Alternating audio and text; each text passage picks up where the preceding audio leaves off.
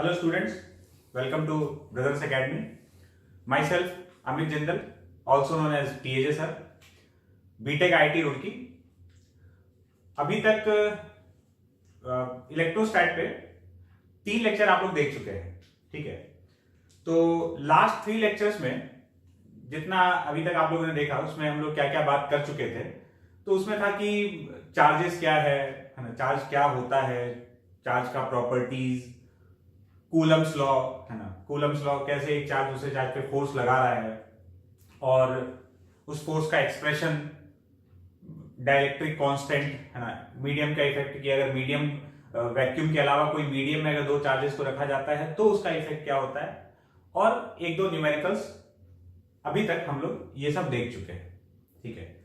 तो इसी से हम लोग आगे कंटिन्यू करते हैं। कंटिन्यू करने में हम लोग कूलम्स लॉ पे जरा सा एक बार फिर से आते हैं। हम लोग देखते हैं कूलम्स लॉ को पता है कि एक पार्टिकल दूसरे पार्टिकल पर, एक चार्ज दूसरे चार्ज पर जो फोर्स लगा रहा है उसका value k q1 q2 by r square, where k is 1/4 pi epsilon naught, जिसमें कि epsilon naught को हम लोग परमिटिविटी बोलते हैं, परमिटिविटी ऑफ फ्री स्पेस। और हर मीडियम का अपना एक परमिटिविटी होता है जिसको हम लोग एप्सिलॉन से रिप्रेजेंट करते हैं, और हर मीडियम के लिए एप्सिलॉन का कुछ ना कुछ वैल्यू होगा। क्या है कि मान लो अगर 2 चार्जेस को 3D स्पेस में कहीं रख दिया, एक को यहां एक को यहां पे, और पूछा है कि बताओ एक पार्टिकल दूसरे पार्टिकल पर कितना फोर्स अप्लाई कर रहा है। तो फोर्स का वैल्यू बताने के लिए तुमको दोनों चार्ज का वैल्यू चाहिए, दोनों के बीच का गैप पता होना चाहिए। फोर्स का मैग्नीट्यूड बता दोगे, लेकिन वो तुमसे फोर्स जब पूछेगा तो विद डायरेक्शन पूछ सकता है ना। अब डायरेक्शन में अगर 3D स्पेस में रख दिया तो तुम ऐसे नहीं बता सकते कि राइट लग रहा है कि लेफ्ट लग रहा है, तुमको आई कैप, जे कैप, के कैप के टर्म्स में बात करना होगा। तो बेसिकली अभी जो हम जहां से स्टार्ट करने वाले हैं वो है vector form of Coulomb's law.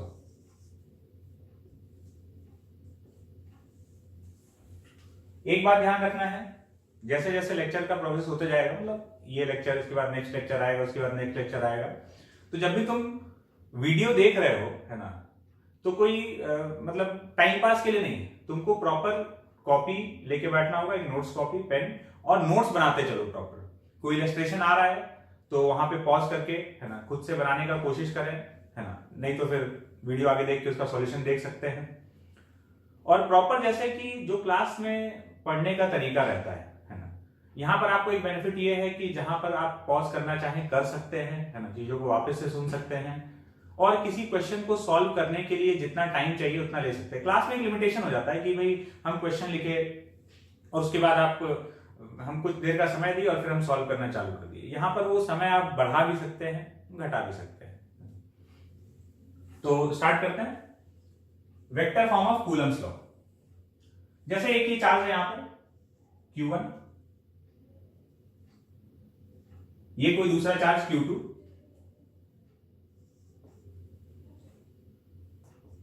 Q1 Q2 पर या Q2 Q1 पर जो फोर्स लगाएगा, जैसे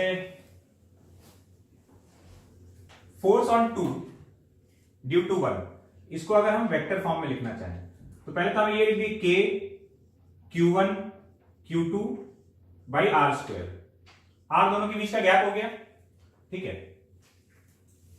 ये वाला जो वेक्टर है ना 1 से 2 की तरफ जाने वाला वेक्टर, इसको हम R वेक्टर बोल देते हैं। देखो इसका एक टेक्निकल नाम भी है, इसको तुम position vector of 2 with respect to 1 भी बोल सकते हो। अगर वेक्टर का थोड़ा सा बात याद करें तो जिस पर हेड होता है उसका पोजीशन वेक्टर होता है, जिस पर टेल होता है उसके रेस्पेक्ट में होता है। तो ये बेसिकली R वेक्टर एक्चुअली में क्या है, R वेक्टर को तुम ये भी बोल सकते हो this is R21, position vector of 2 with respect to 1। लेकिन हम लोग और सिंपल लैंग्वेज में बात करेंगे। फिलहाल ऐसा समझ लो ये R वेक्टर है, इसका हेड कहां पर है 2 पर, और टेल कहां पर है 1 पर। तो फोर्स ऑन 2 ड्यू टू 1 या force on 1 due to 2 K Q1 Q2 by R square हमको लिखना था वेक्टर फॉर्म में। तो अगर हम F वेक्टर लिखेंगे K Q1 Q2 by R square into R cap. R cap क्या है, यूनिट वेक्टर। इस R कैप का वैल्यू किसके बराबर होगा, R vector divided by magnitude of R। इस तरीके से हम R कैप लिख सकते हैं। अब ये वेक्टर फॉर्म में हो गया। कैसे हो गया जरा डिटेल समझना। ये आर कैप क्या बता रहा है? डायरेक्शन। आर कैप का डायरेक्शन क्या है? इस तरफ है। 2 पर अगर हम फोर्स देख रहे हैं, सपोज Q1 और Q2 पॉजिटिव चार्ज, अगर Q1 और Q2 पॉजिटिव चार्ज है तो Q1 Q2 पर फोर्स किधर लगा रहा होगा? आर वेक्टर के डायरेक्शन में लगा रहा होगा। तो इसका डायरेक्शन किधर आ गया? आर कैप की तरफ आ गया। अगर ये दोनों नेगेटिव चार्ज हो, Q1 Q2 नेगेटिव चार्ज हो, फिर भी एक दूसरे को रिपेल करेगा तो अभी भी फोर्स 2 पर 1 के द्वारा किस डायरेक्शन में लग रहा होगा? इसी डायरेक्शन में लग रहा होगा। तो ये वेक्टर फॉर्म में तैयार हो गया। हमको क्या करना था? खाली एक यूनिट वेक्टर लगा दिया आर के डायरेक्शन में। लेकिन फिर एक दिमाग में सवाल आ सकता है कि सर अगर इसमें से एक पॉजिटिव और एक नेगेटिव हो गया तो फिर तो अट्रैक्ट करेगा, फिर फोर्स का डायरेक्शन क्या होगा? फिर तो सर आर वेक्टर के ऑपोजिट डायरेक्शन में होगा। तब तो हमको यहां क्या लिखना पड़ेगा? माइनस आर कैप लिखना पड़ेगा। क्यों? क्योंकि अब आर वेक्टर के ऑपोजिट डायरेक्शन में फोर्स लग रहा है। तो उसका उपाय हो चुका है। यहां पे क्या हो चुका है? जब भी तुम वेक्टर फॉर्म में फोर्स को लिखोगे ना, तो तुम Q1 Q2 को विथ प्रॉपर साइन रखोगे। जब भी वेक्टर फॉर्म में लिख रहे हो तो Q1 Q2 को प्रॉपर साइन के साथ में रखना है। अगर ये दोनों देखना, अगर ये दोनों पॉजिटिव है तो ये प्लस प्लस प्लस हो जाएगा फोर्स आर वेक्टर के डायरेक्शन में। अगर ये दोनों नेगेटिव है तो नेगेटिव नेगेटिव पॉजिटिव हो गया, तब ये फोर्स आर वेक्टर के डायरेक्शन में। अगर एक प्लस और एक माइनस, कोई भी एक प्लस और एक माइनस हो गया तो plus into minus is minus, और अपने आप ये अगर ये माइनस बन गया तो ये माइनस आर कैप आ गया, तो डायरेक्शन ये अपने आप सेट कर लेगा। बात क्लियर है? तो इस तरीके से हम वेक्टर फॉर्म में फोर्स को लिख सकते हैं। K Q1 Q2 by R square into R cap लगा देना। अब बात ये आर कैप हम लोग इस तरह से लिख रहे हैं। तो इसमें आर वेक्टर क्या है? अब याद रखने के लिए बहुत ही सिंपल सा लाइन। वैसे तो हम बोले थे कि आर वेक्टर क्या है? Position vector of 2 with respect to 1 है। आर वेक्टर जिस पर फोर्स लिख रहे हो उसकी तरफ पॉइंट करने वाला वेक्टर है। बिल्कुल इसी तरीके से नोट्स में भी लिख लेना और इसी तरीके से याद भी कर लेना। क्या है आर वेक्टर? जिस पर फोर्स लिख रहे हो उसकी तरफ पॉइंट करने वाला वेक्टर। मतलब अगर हम 1 पे फोर्स लिख रहे होंगे तो आर वेक्टर क्या होगा?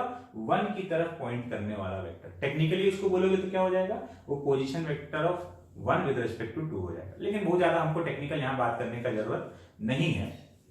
क्या है आर वेक्टर? जिस पर फोर्स लिख रहे हो उसकी तरफ जाने वाला वेक्टर। तो सपोज अगर तुमको 3D स्पेस में, मतलब इसका चार्ज का जो पोजीशन दिया होगा x1 y1 z1, इसका कोऑर्डिनेट x2, y2, z2, अगर इस तरह से दिया है तो इस केस में अगर हमको आर वेक्टर लिखना है, आर वेक्टर क्या है? 2 की तरफ जाने वाला वेक्टर। तो ये आर वेक्टर लिखने का तरीका है हेड माइनस टेल। क्या करना है? Head minus tail. मतलब x2 minus x1, x2 minus x1 i cap plus y2 minus y1 j cap plus z2 minus z1 k cap. इस तरीके से हम आर वेक्टर लिख देंगे। अगर यही हम फोर्स 1 पे लिख रहे होते, 1 पे लिख रहे होते तो मेरा आर वेक्टर ये होता, 1 की तरफ जाने वाला वेक्टर। तब हम आर वेक्टर कैसे लिखते हैं? Head minus tail, x1 minus x2 i cap, y1 minus y2 j cap, z1 minus z2 k cap.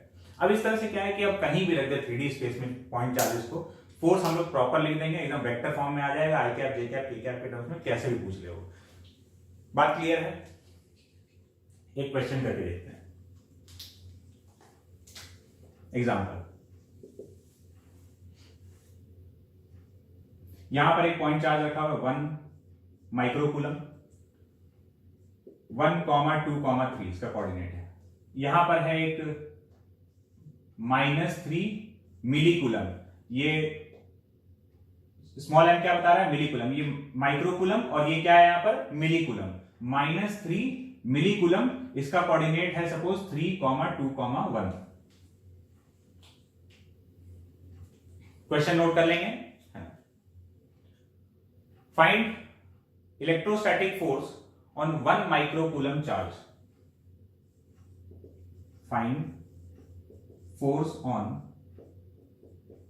1 microcoulomb charge. ये अपने को कैलकुलेट करना है। बात क्लियर है?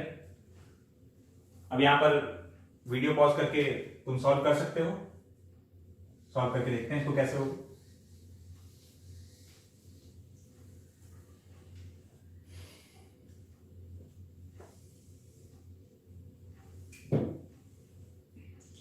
किस पर फोर्स लिखना है अपने को? 1 माइक्रो कूलम पे, मतलब जो अपना आर वेक्टर होगा वो 1 की तरफ जाने वाला वेक्टर, ये आर वेक्टर होगा। तो सबसे पहले तो हम क्या करेंगे, आर वेक्टर को लिखकर रख लेंगे। और आर वेक्टर क्या है? Head minus tell. बोलो, हेड माइनस टेल। 1 माइनस 3 आई कैप प्लस 2 माइनस 2 जे कैप प्लस 3 माइनस 1 के कैप। तो ये हो गया -2 I cap plus 2 K cap. ये आ गया आर वेक्टर का वैल्यू। इसका मैग्नीट्यूड देख लेते हैं कितना है।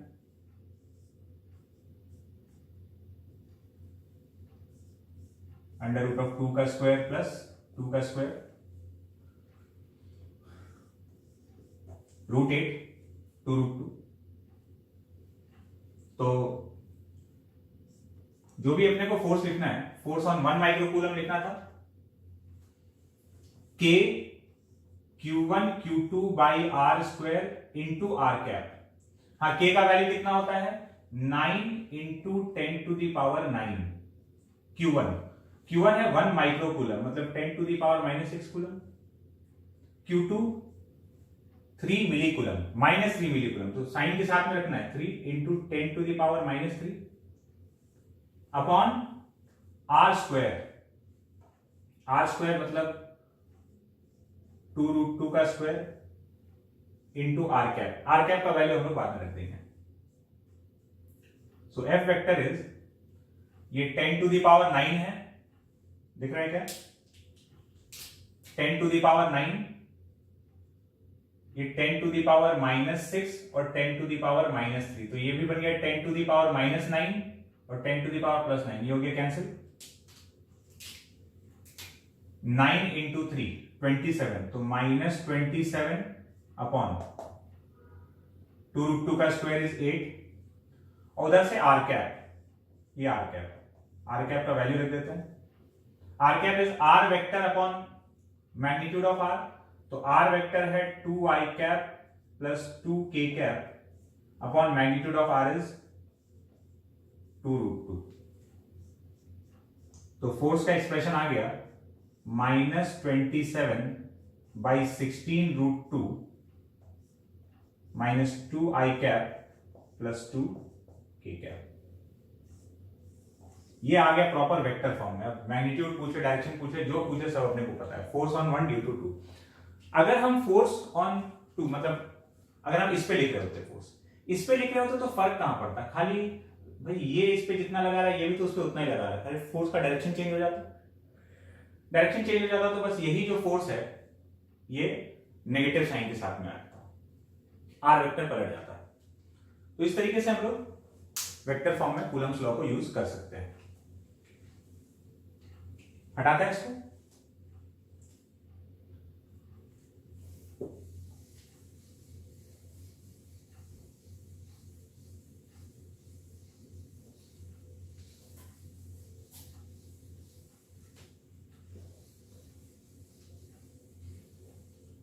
जब भी हम लोग कोई एग्जांपल कर रहे हैं तो हमेशा कोशिश करना है कि अगर तुमसे बन सकता है तो पहले एक बार वीडियो पॉज करो, उसको बनाने का कोशिश करो, है ना। लगता है कि एकदम ही नहीं है तो बिल्कुल एकदम ही ऊपर से चला गया, टेंजेंट हो गया तो अलग बात है।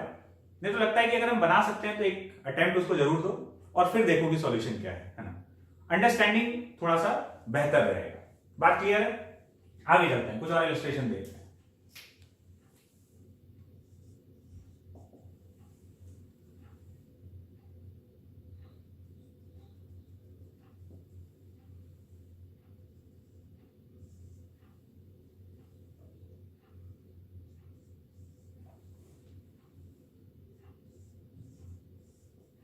एक स्ट्रेट लाइन है, इस पर 2 पॉइंट चार्ज रखा हुआ है, Q and 4Q, both are positive charges. ठीक है, क्वेश्चन में काफी सारा इंफॉर्मेशन हम बोलकर बता रहे होंगे, है ना। नोट्स बनाना बहुत जरूरी, इस बात को ध्यान रखना। तो बोथ आर पॉजिटिव चार्जेस, एक Q रखा हुआ है, एक 4Q, दोनों के बीच का सेपरेशन है D। क्वेश्चन लिखेंगे, find magnitude, sign and position of a third charge, magnitude, sign and position of a third charge so that it will be in equilibrium. Find magnitude, sign and position of a third charge so that it will be in equilibrium. ठीक है, video pause करके चाहो तो try कर सकते हो. Solution चालू करते हैं. इसमें हमसे पूछा जा रहा है कि एक थर्ड चार्ज हम कहां रखें, उसका मैग्नीट्यूड कितना होना चाहिए, उसका साइन क्या होना चाहिए और वो कहां रखा जाना चाहिए ताकि वो इक्विलिब्रियम में रहे. अच्छा, इक्विलिब्रियम का मतलब हम लोग क्या समझते हैं? इक्विलिब्रियम मतलब नेट फोर्स जीरो. देखो वैसे इक्विलिब्रियम दो टाइप का होता है, बात दिमाग में रखना. दो टाइप का मतलब एक होता है नेट फोर्स जीरो तो ट्रांसलेशनल इक्विलिब्रियम, और नेट टॉर्क जीरो तो रोटेशनल इक्विलिब्रियम. और फिर फर्दर वो तीन टाइप का होता है, स्टेबल, अनस्टेबल, न्यूट्रल. पहले दो टाइप का होता है, नेट फोर्स जीरो तो translational equilibrium, net torque zero तो रोटेशनल इक्विलिब्रियम. यहां पर डेफिनेटली हम लोग फोर्स का बात कर रहे हैं खाली, तो ट्रांसलेशनल इक्विलिब्रियम का बात हो रहा है. तो कहां थर्ड चार्ज रखें और कितना रखें कि वो इक्विलिब्रियम में रहे.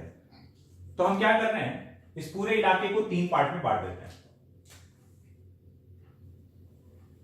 इलाका नंबर 1 इस चार्ज के इधर, इन दोनों के बीच इलाका नंबर 2 और ये इलाका नंबर 3. जैसे पहले इलाका नंबर 1 में रखते हैं, कुछ भी रखें, पॉजिटिव नेगेटिव कोई भी चार्ज रखें. ये दोनों पॉजिटिव चार्ज हैं, तो यहां पर अगर हम कोई चार्ज को रखेंगे, पॉजिटिव रखेंगे तो ये दोनों ही इसको धकेलेगा इधर. या फिर ध्यान से सुनना बात को, अगर हम यहां पर पॉजिटिव रखें या नेगेटिव रखें इस जगह पर कहीं पर भी, इस लाइन में यहां कहीं पर भी, तो ये दोनों चार्ज या तो इसको धकेल रहा होगा या दोनों चार्ज इसको अट्रैक्ट कर रहा होगा. In any case forces cancel तो नहीं होने वाला है, दोनों की वजह से यहां पर लगने वाले फोर्स का डायरेक्शन सेम है. मतलब थर्ड चार्ज का प्लेसमेंट यहां तो नहीं हो सकता है. इलाका नंबर 3 अगर हम देखें, यहां पर अगर हम किसी चार्ज को रखते हैं इस जगह पर, सेम वही हालात होने वाला है. तुम चाहे पॉजिटिव रख लो या नेगेटिव रख लो, इन दोनों चार्जेस के, ये दोनों ही चार्ज इसको या तो धकेल रहा होगा या फिर अट्रैक्ट कर रहा होगा. दोनों का डायरेक्शन सेम रहने वाला है. तो अगेन कैंसिल होगा नहीं, मतलब यहां पर भी वो थर्ड चार्ज का इक्विलिब्रियम नहीं हो सकता है. इलाका नंबर 3 भी कैंसिल हो गया. बचा इलाका नंबर 2. इलाके नंबर 2 में अगर हम किसी चार्ज को रखते हैं, सपोज पॉजिटिव चार्ज को रखें, तो ये वाला चार्ज इसको इधर धकेलेगा, ये वाला चार्ज इसको इधर धकेलेगा. मतलब यहां पर दोनों की वजह से लगने वाले फोर्स का डायरेक्शन ऑपोजिट है. तो यहां कहीं रखने पर नेट फोर्स जीरो होने की संभावनाएं हैं, जो कि हो सकता है. या प्लस की जगह अगर माइनस रखते तो ये इसको इधर अट्रैक्ट करेगा, ये इसको इधर अट्रैक्ट करेगा. तो दोनों की वजह से डायरेक्शन ऑपोजिट हो रहा है. मतलब थर्ड चार्ज हमको रखना है अगर, तो कहां रखना होगा? बीच वाले इलाके में कहीं रखना होगा. तो अभी तो एक चीज समझ में आया कि लगभग एक रफ आइडिया कि कहां रख सकते हैं. तो सबसे पहले तीन चीज में से एक चीज डिसाइड करते हैं. हमको क्या क्या फाइंड करना था? हमको बताना था पोजीशन, हमको बताना था साइन और हमको बताना था मैग्नीट्यूड. कहां रखें, कितना रखें और किस साइन का रखें. तो सबसे पहले साइन के बारे में देखो.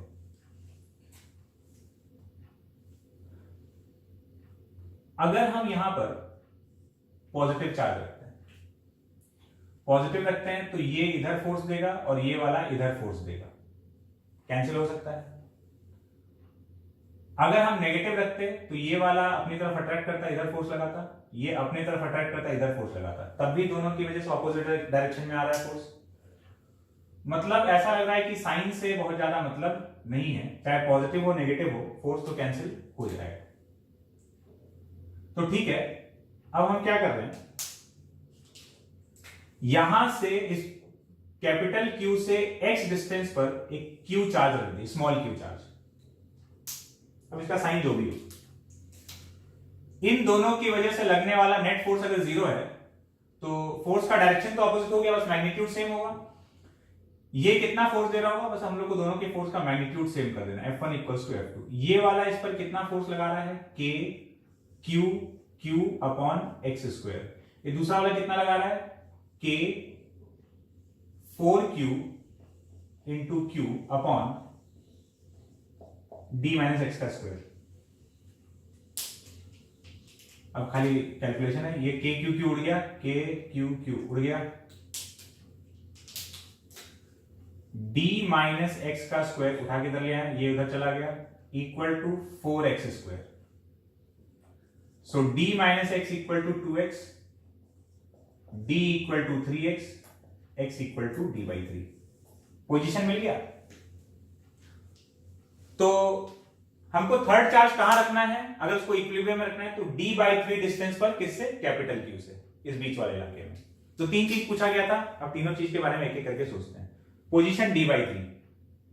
अच्छा, मैग्नीट्यूड क्या होना चाहिए, देखो जब हम लोग कैलकुलेट कर रहे थे ना तो स्मॉल q तो कट गया, मतलब इसका वैल्यू कुछ भी होता तो ये तो कैंसिल ही होना था, कुछ भी रख देते हैं छोटे q की जगह। इसका मतलब हमको थर्ड चार्ज d बाई 3 पे डिस्टेंस रखना है, d बाई 3 डिस्टेंस पे रखना है, कितने मैग्नीट्यूड का रखना है, कुछ भी हो, किस साइन का रखना है, कुछ भी हो, मतलब साइन और मैग्नीट्यूड से इंडिपेंडेंट है।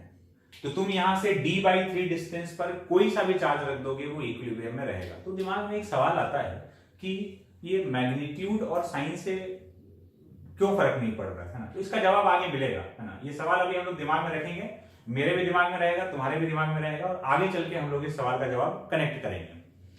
अभी बात क्लियर है, हम लोग को जो चाहिए था वो आगे चलते हैं, सवाल को थोड़ा सा मॉडिफाई करते हैं, ठीक है। हटा रहे हैं,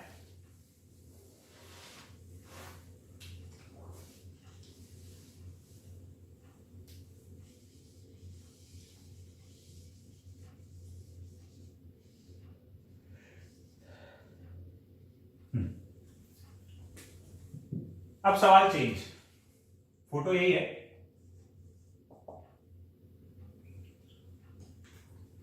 इस बार हम क्या कर रहे हैं, पहले बार तो ये दोनों चार्ज के बारे में कुछ नहीं बोला गया था, खाली थर्ड चार्ज को इक्विलिब्रियम में रखना था।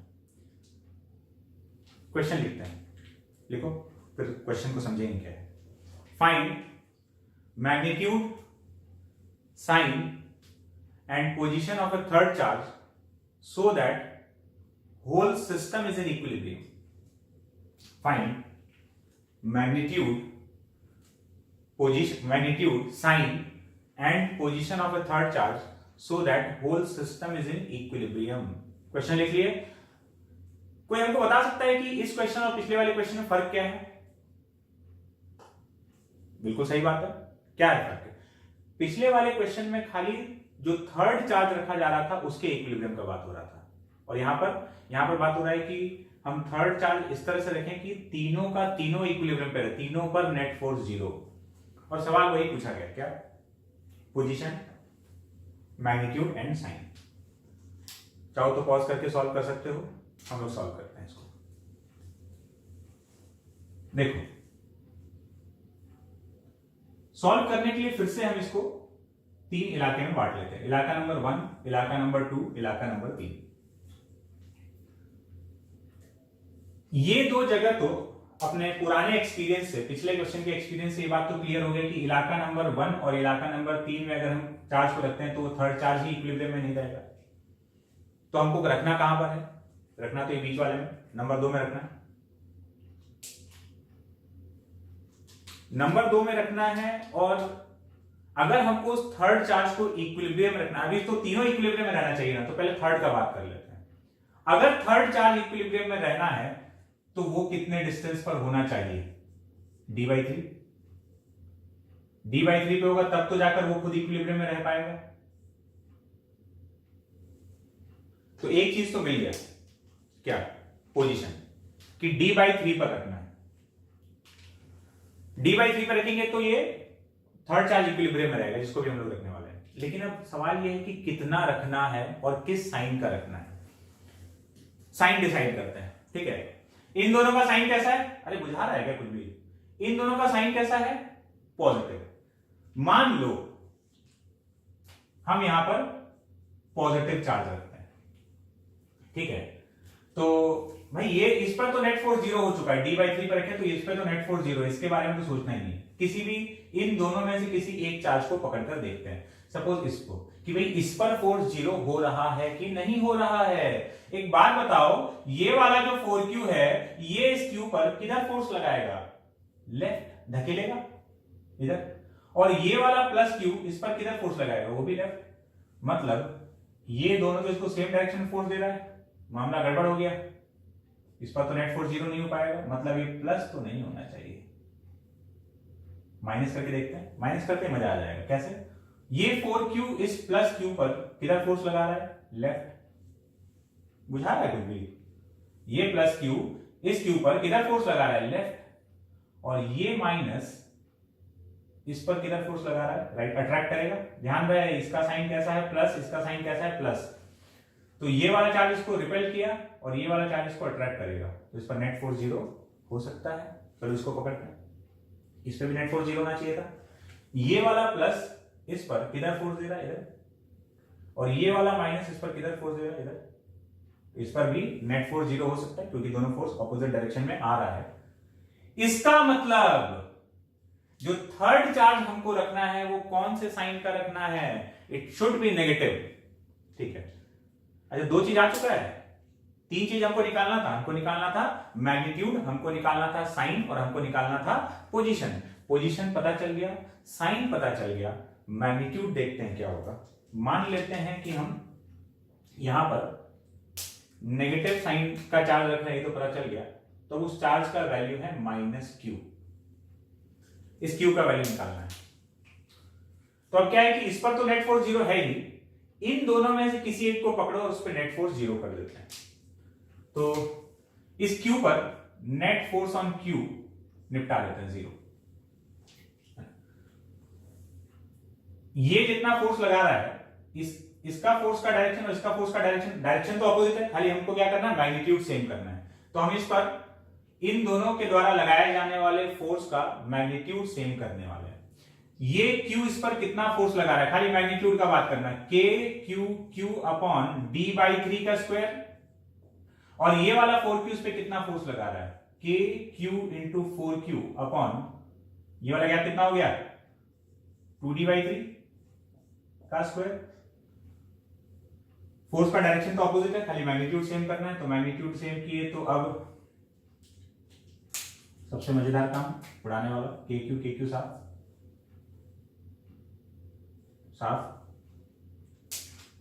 ऊपर बचा q d²/9, यहां बचा 4q और 4d²/9।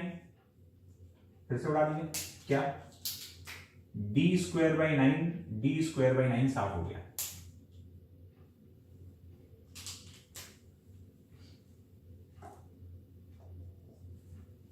हमको किसका वैल्यू चाहिए था? स्मॉल q का वैल्यू। तो स्मॉल q का वैल्यू, ये 4 भी कैंसिल हो गया। स्मॉल q का वैल्यू कैपिटल Q के बराबर आ रहा है। स्मॉल q का वैल्यू किसके बराबर आ रहा है? कैपिटल Q के बराबर। मतलब जो हमको थर्ड चार्ज रखना है वो किसके बराबर रखना है? तो कितना चार्ज हमको रखना है? Q। हम लोग कहीं गड़बड़ किए भाई, ये रहा गड़बड़। देखो देखो देखो, ध्यान देना। अरे ध्यान नहीं देते तुम लोग, बोलना चाहिए था गड़बड़ हो रहा है। हम लोग इस पर नेट फोर्स लिख रहे हैं ना, तो ये इस पे कितना लगाएगा? kq अपॉन d/3 का स्क्वायर। और ये इस पे कितना लगाएगा? तो इन दोनों के बीच का ना गैप लेना था, d लिखना था ना। 2d/3 कहां से लिख रहे हो? हद है यार, बोलते भी नहीं हो।